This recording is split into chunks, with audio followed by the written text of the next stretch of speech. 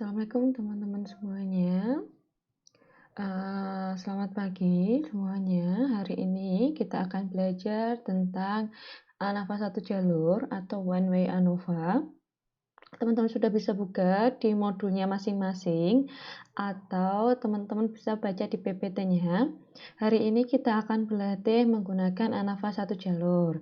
ANOVA satu jalur ini sebenarnya secara dasarnya itu dari t-test atau uji beda. Kalau uji beda pada t-test itu hanya akan menguji satu variabel dengan dua kelompok yang berbeda. Tetapi kalau ANOVA satu jalur ini kita menguji satu variabel dengan lebih dari kelompok. Jadi ada 3, 4 atau seterusnya kelompok. Jadi hari ini kita akan belajar tentang ANOVA satu jalur. Kalau yang di sini teman-teman bisa lihat di variabel view-nya, kita ada dua variabel. Yang pertama kepercayaan diri, kemudian labelnya juga kepercayaan diri, value-nya known, terus measure-nya scale.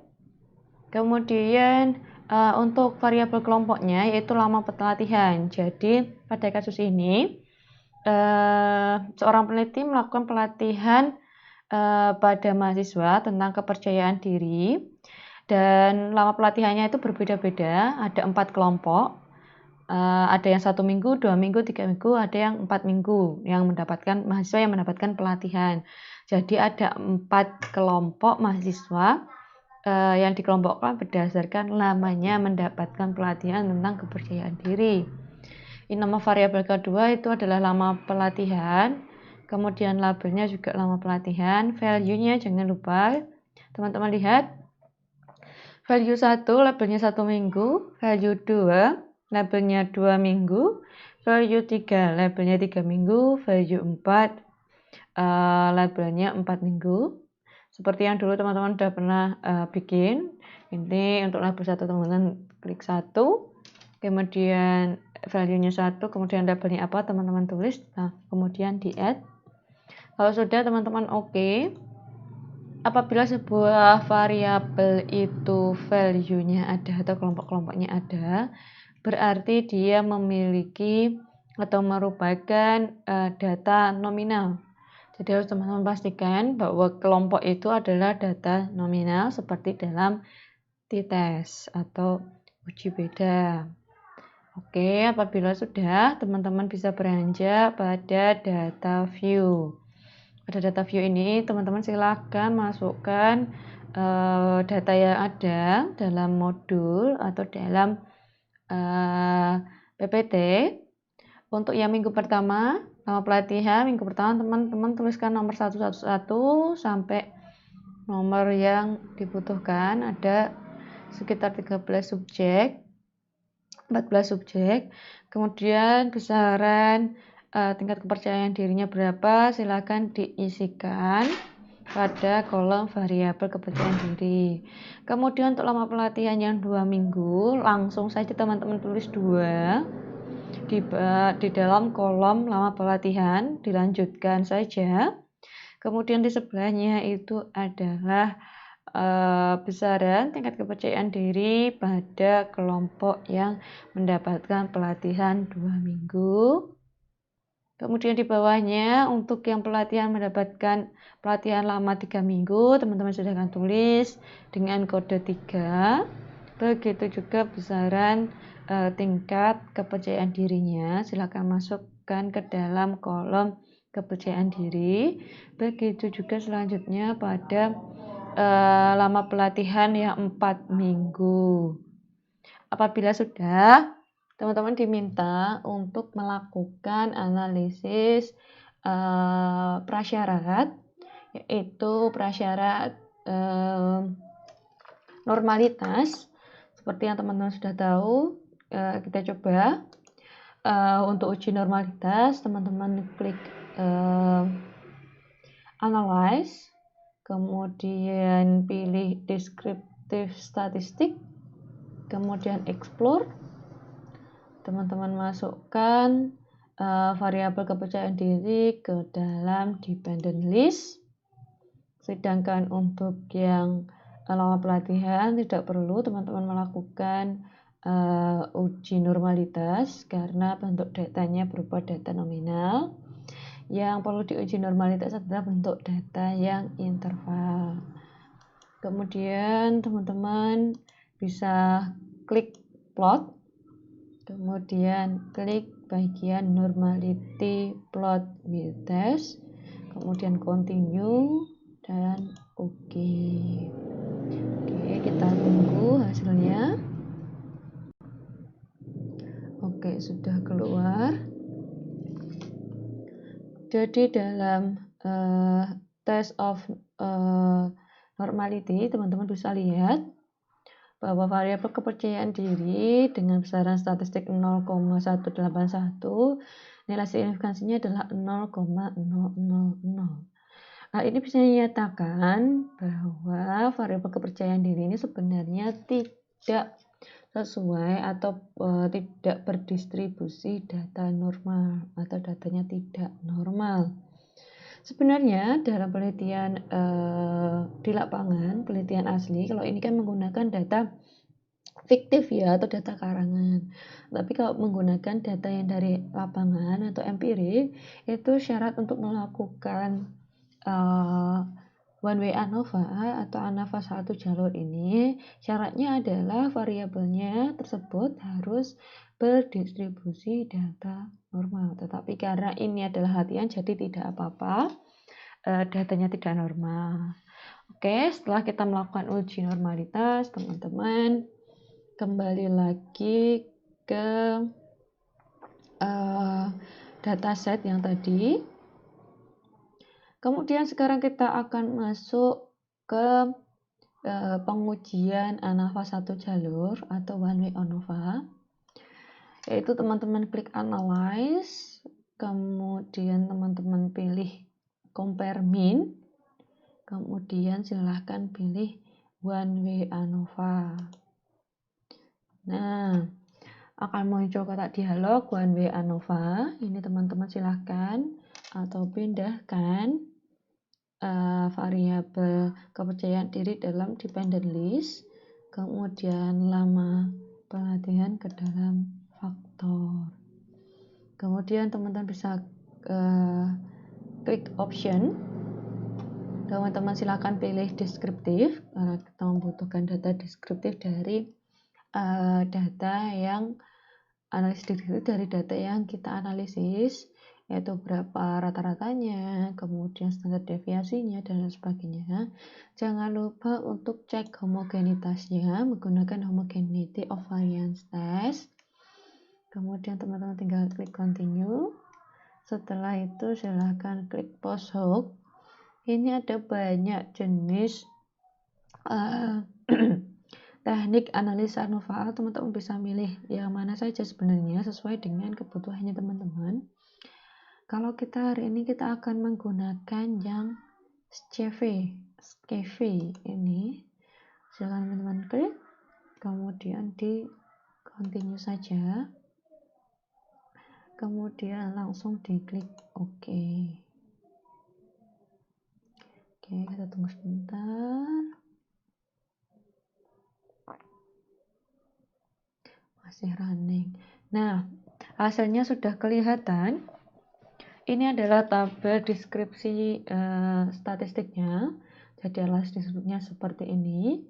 Menyatakan bahwa tingkat kepercayaan diri pada siswa untuk yang mendapatkan pelatihan minggu pertama minnya sekian, minggu kedua minnya sekian, minggu ketiga minnya sekian, minggu keempat minnya sekian. Kalau dilihat dari tingkatan min atau perbedaan min pada keempat minggu pelatihan, dari 4 minggu pelatihan ini terlihat ada perbedaan ya, tapi kita harus tahu apakah perbedaannya itu apakah signifikan atau tidak. Dari namanya apakah ada perbedaan antara minggu pertama dan minggu kedua.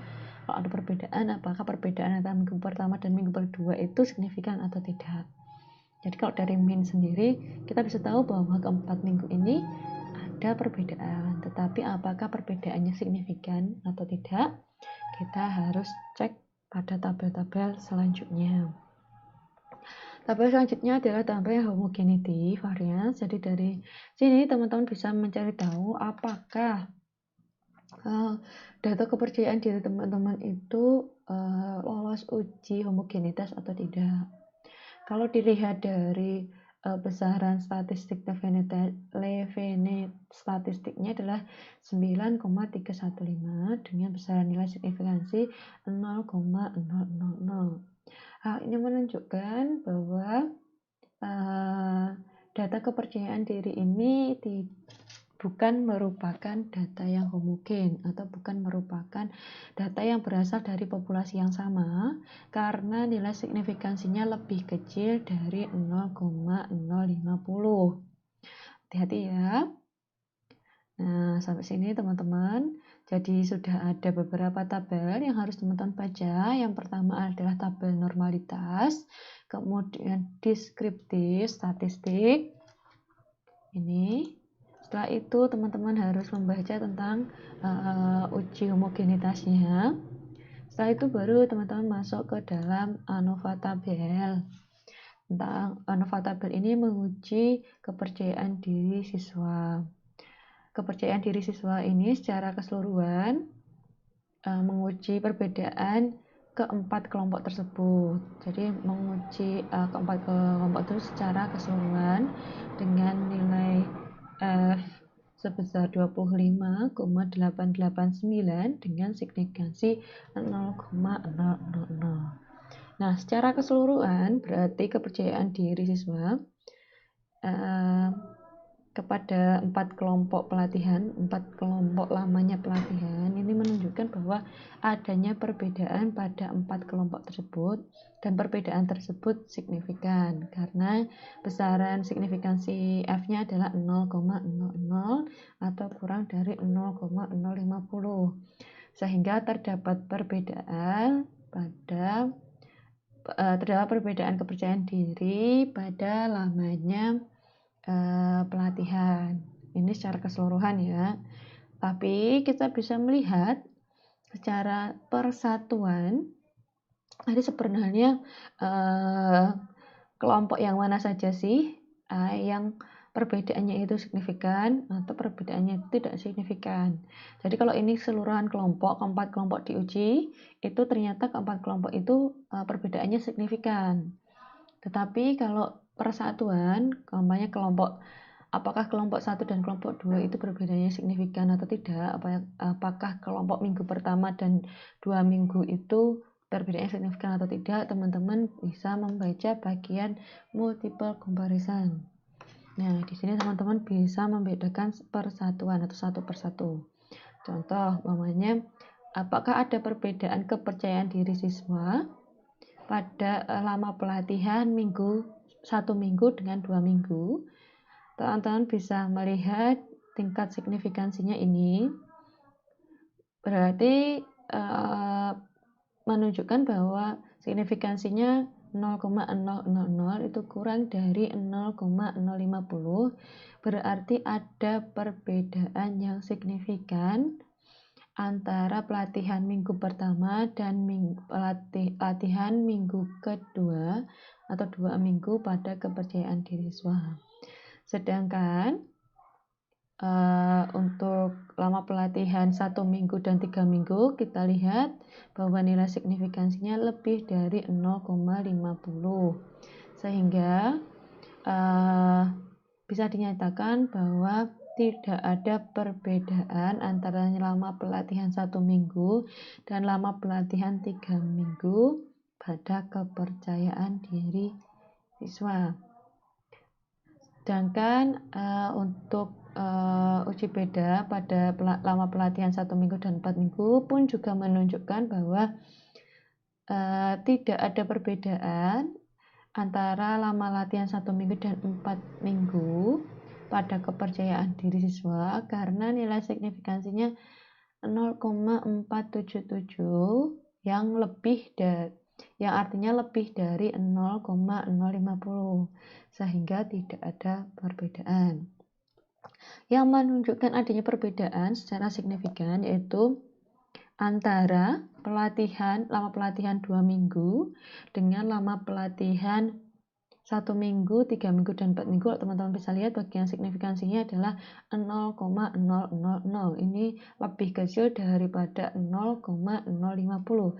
Sehingga bisa dinyatakan bahwa lama pelatihan 2 minggu itu ada perbedaan yang signifikan pada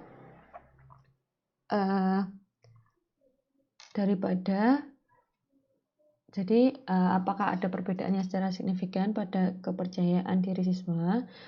Kalau dilihat dari lama pelatihan 2 minggu, kemudian dibandingkan dengan lama pelatihan 1 minggu, 3 minggu, dan 4 minggu, maka dapat dinyatakan bahwa terdapat perbedaan yang signifikan pada kepercayaan diri siswa dengan nilai signifikansi 0,000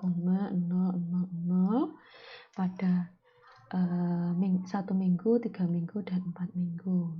Kalau yang lainnya kan ini ada yang tidak signifikan atau tidak ada perbedaan. Jadi yang ada perbedaan secara signifikan itu adalah antara pelatihan 2 minggu dengan pelatihan yang 1 minggu, 3 minggu, dan 4 minggu. Jadi teman-teman harus tahu nilai yang paling signifikan pada kelompok mana. Jadi harus satu persatu. Oh, ternyata antara minggu ketiga dengan minggu kedua itu juga signifikan perbedaannya. Antara minggu kedua dan keempat itu juga signifikan perbedaannya. Maka dari itu hati-hati nanti kalau pertanyaannya ada yang kayak berdasarkan one way ANOVA, apakah bisa dinyatakan kelompok 1 dengan kelompok 3, apakah ada perbedaan? Jadi teman-teman bisa lihat lebih detailnya di sini. Nah, kalau perbedaan secara umum ini pada tabel ANOVA ini menunjukkan adanya perbedaan dari keempat kelompok tersebut secara signifikan. Tetapi untuk lebih detailnya teman-teman bisa lihat di tabel multiple comparison. Jadi pada kelompok mana saja sih yang perbedaannya signifikan, seperti itu.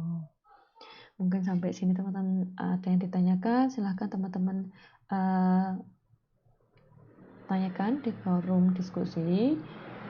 Kemudian ada tugas, nanti akan saya lampirkan pada kolom tugas. Teman-teman akan saya minta untuk melakukan uji one way ANOVA. Kemudian teman-teman lampirkan hasilnya, tolong dibaca per tabel. Hasil analisis one way ANOVA yang dibaca yang pertama adalah apakah data tersebut normal. Kemudian jadi tabel normalitasnya, yaitu Kolmogorov-Smirnov-nya seperti apa. Kemudian pada tabel hasil analisis deskriptifnya seperti apa. Kemudian bagaimana data itu apakah lolos uji homogenitas atau tidak. Jadi pada test of homogeneity teman-teman juga harus baca. Kemudian ada tabel yang keempat adalah tabel ANOVA yang menunjukkan apakah keseluruhan variabel ini ada perbedaan atau tidak. Setelah itu yang kelima adalah multiple comparison, yaitu pada kelompok mana saja yang perbedaannya signifikan dan kelompok mana saja yang perbedaannya tidak signifikan. Seperti itu penjelasan tentang tugasnya. Terima kasih atas perhatiannya. Saya tutup. Wassalamualaikum warahmatullahi wabarakatuh.